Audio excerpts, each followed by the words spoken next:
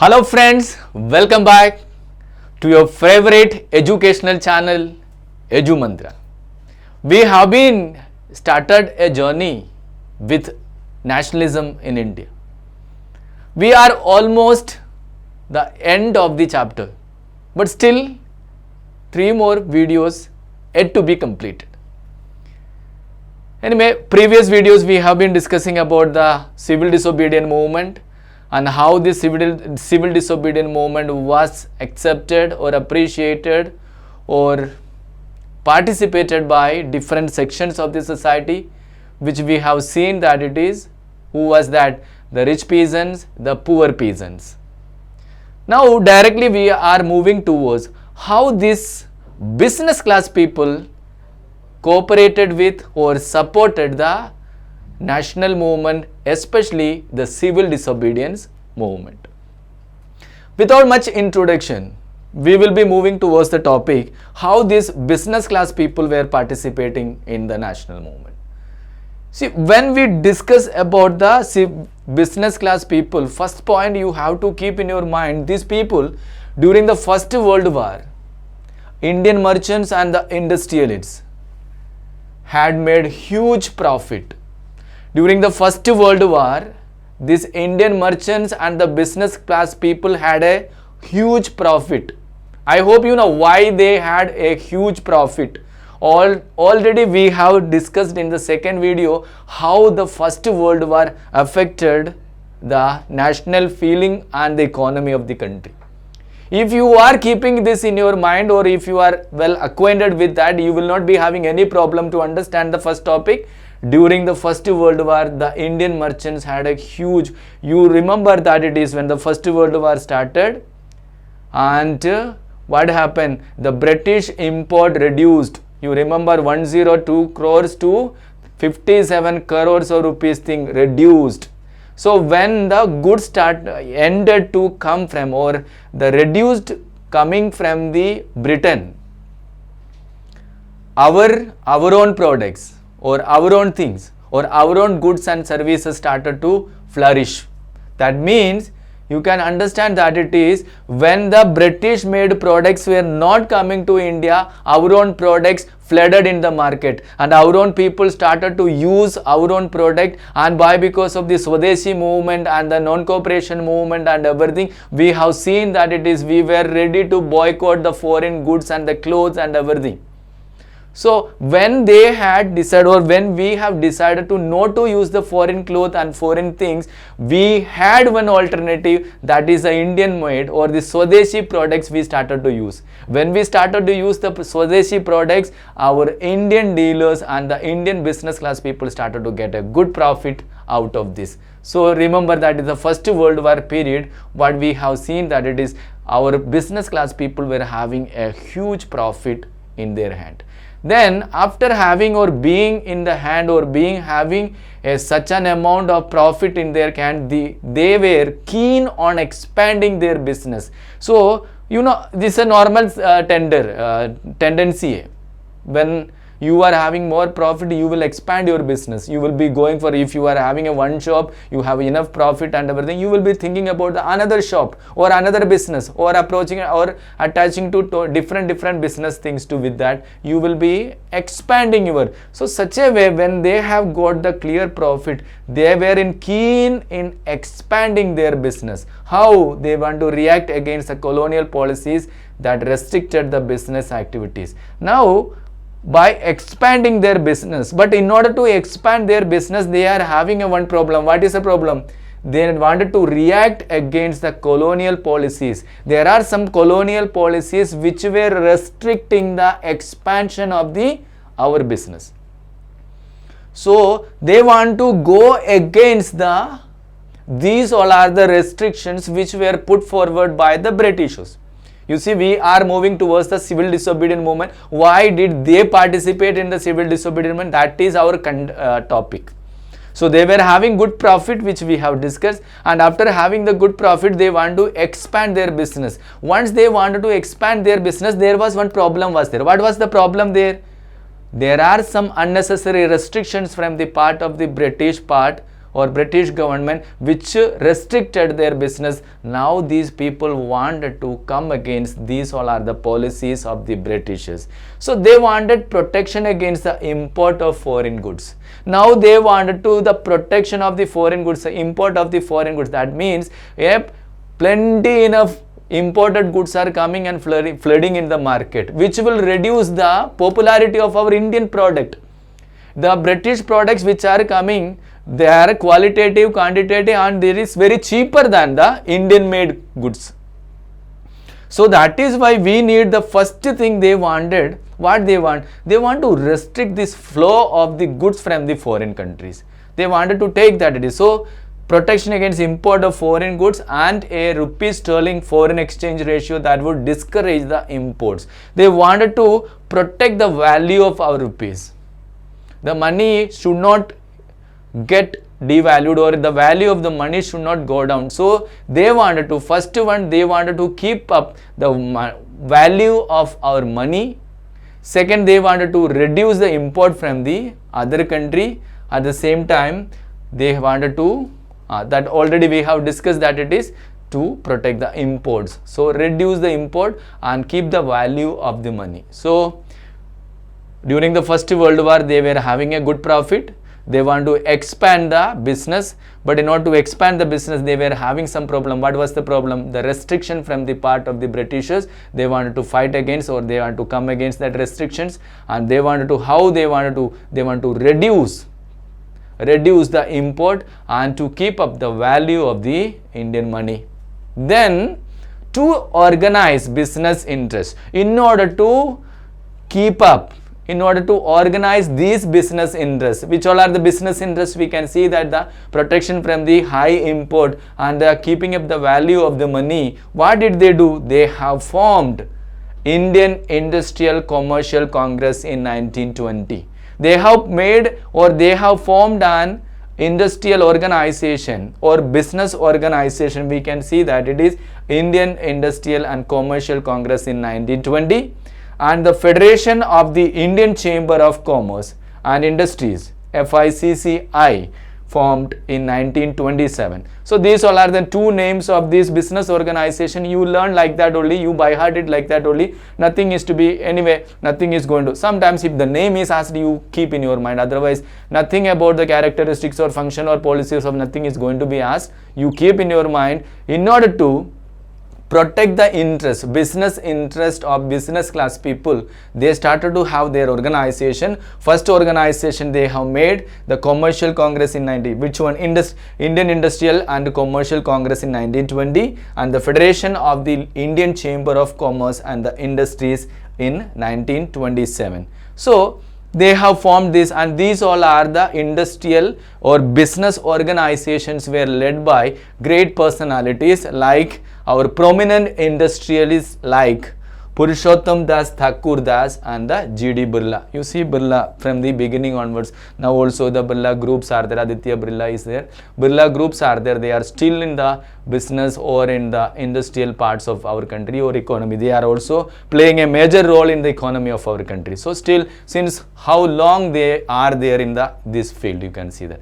So here is in the first slide, you will be keeping all these things, which all are things, the profit increase during the First World War. So because of that, they wanted, we have to, or our business class people wanted to expand the business, but there are some other restrictions from the part of the Britishers. They need to fight against that. So how they will, which all are the things they want to fight against to protect or reduce the import from the Britain, as well as to keep up the value of our money. In order to keep all these interests, they have started to business organization which all are led by the Indian industrialists or famous or prominent industrialists like Purushottam Das, Thakur Das and G.D. Birla.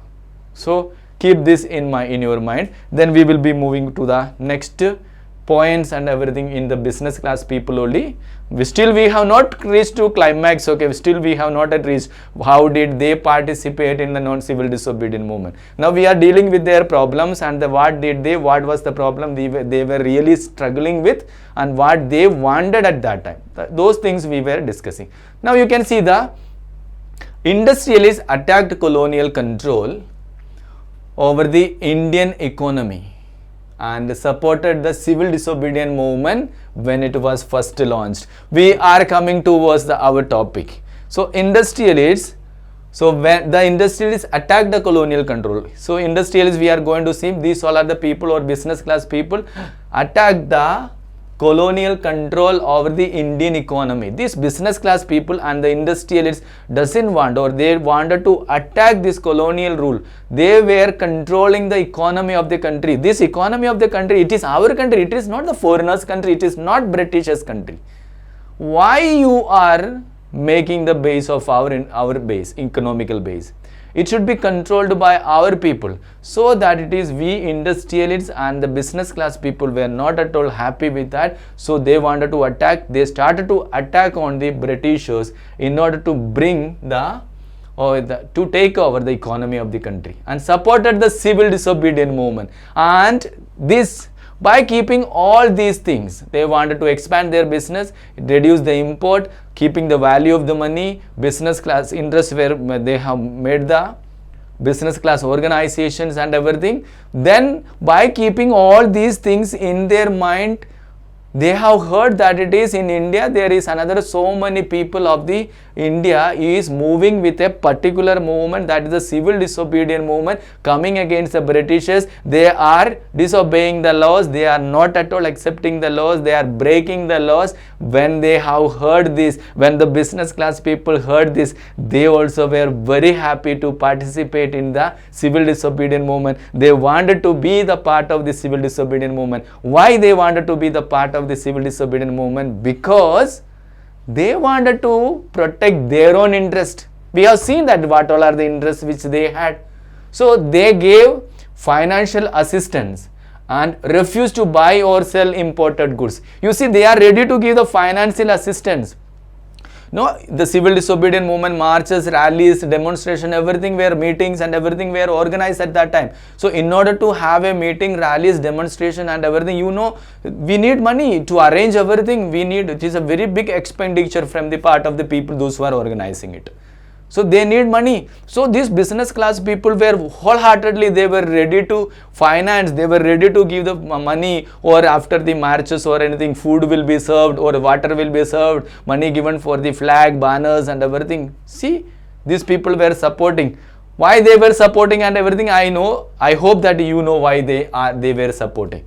So why this assistance refused to buy, or they have financed the assistance to their they have given financial assistance towards the civil disobedience movement, plus refused to buy or sell imported goods. All the business class people in India decided that we will not buy any British goods, or we will not sell any British goods. Very clearly they have taken the decision, very strong decisions. And most businessmen came to see Swaraj as the time when the colonial restrictions on the business would no longer exist. The colonial restrictions on the business would no longer exist. That was the Swaraj, that was the concept of Swaraj for the business class people. My dear friends, we are discussing through different videos what is the concept of Swaraj by different people. We have seen that it is a concept of Swaraj by the people of Awadh. We have seen the concept of Swaraj by the people of Gudam village and the industrialists, and we have seen the concept of Swaraj by the plantation workers. So the concept, the real concept of Swaraj of Mahatma Gandhi was conceived by the people in different way. You keep in your mind that it is. Now, how did this business class people, for them, what is the Swaraj? They have seen the Swaraj as the colonial restrictions on the business would no longer exist.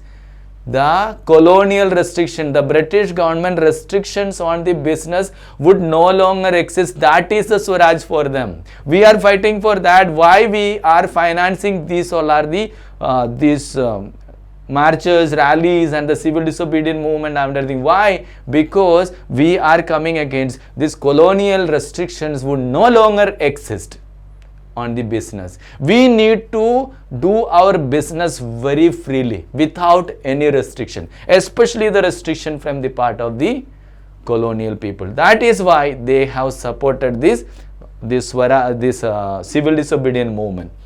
But you can see that after the failure of the round table conference, business groups were no longer uniformly enthusiastic. Here also, as we have seen in the rich peasants and the poor peasants, here also we can see one more thing. When the round table conference was this failure, why? Because of the failure of the round table conference.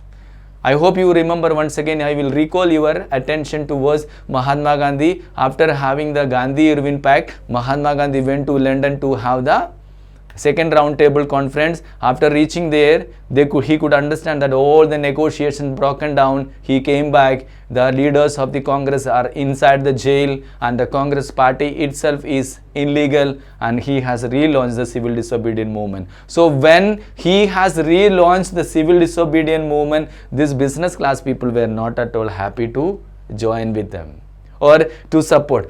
First half they were supporting very enthusiastically by giving the financial support and any support whichever the Satyagrahis were asking to the business class people. They were very well wholeheartedly they were giving to them. Now after the failure of the round table conference, Mahatma Gandhi came back, and after seeing all the situation in India, he has relaunched the civil disobedience movement. That time our business class people were not at all ready to participate in the civil disobedience movement. Last point, they were apprehensive of the spread of militant activities and worried about the prolonged disruption of business. Why they were not very happy to support or to participate in the civil disobedience movement when it is relaunched? Because they understood that when it is relaunched, the people or the Satyagrahis or the people those who are struggling or the freedom fighters, they were spread the militant attacks and everyday bandh, hartals, shops are not allowed to open, and whenever it is open, many of the times clashes are there, the shops were asked to be closed, and so many things are going on. Their business was not going properly. So because of that, these people were not ready to support this civil disobedience movement. They wanted to end up or whatever may be, they were not wholeheartedly supporting the civil disobedience movement. So we are completing this topic, that it is how this business class people participate in the civil disobedience movement. That is the question, or what was the participation, or how did, and everything. So you remember one thing, the 2, 3, 4 points only we have. First one, the First World War, huge profit they have got. So according to that, they want to expand the business, but in order to expand the business, what is to be done? The restrictions of the colonial policy or the restrictions from the colonial government is to be removed. In order to get the restrictions are to be removed, what they have, and at the same time, two policies are there. Which all are the restrictions they feel or they wanted to remove? First thing, to reduce the import from the Britain, as well as to keep the value of Indian money. And for this, what did they do? They have made the business organizations under the leadership of Purushottam Thakur Das and G.D. Birla. Then after that, we will come the industrialists attacked Britishers in order to keep the base of or not to control the economy of our country, and they have given the financial assistance to in order to keep up our civil disobedience movement, as well as they were refused to buy or sell the in British goods. And the business class people came to see the Swaraj as, what was the Swaraj for them? They wanted to colonial restrictions on the business would no longer exist. Then we can see the failure of round table conference, relaunching of civil disobedience movement, but they did not participate in the civil disobedience movement. They were not ready to happy, or they were not happy to participate in this civil disobedience movement. Keep in your mind, very simple, very nice. We will be coming with the next topic, the industrialist workers as well as the women, in the next video. Till then, bye.